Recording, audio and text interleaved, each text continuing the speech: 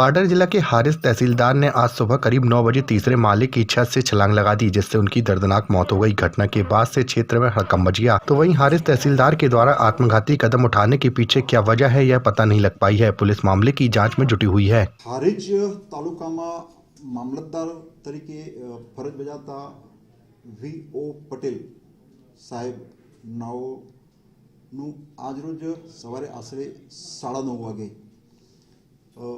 એમની કચેરી જે સરદાર સરોવર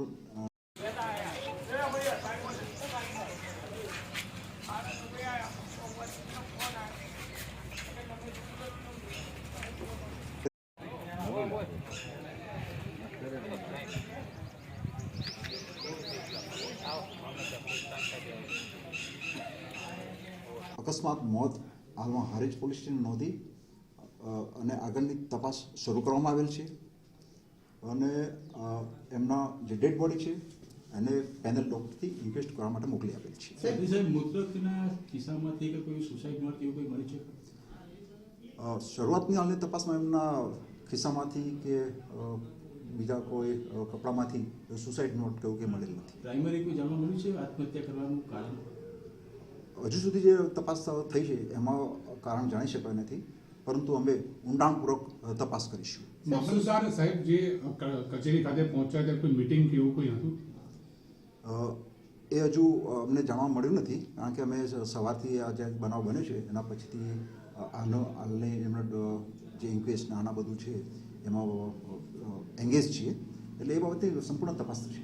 સર, આમાં સુસાઇડ કર્યું છે તો સુસાઇડ કરવા પાછળનું કારણ કે પછી કોઈ અન્ય ટેન્શન એવું કોઈ તપાસમાં બહાર આવ્યું છે? કોઈ તપાસ કોઈ અન્ય અધિકારીની આમાં તપાસમાં પૂછવામાં આવ્યું છે?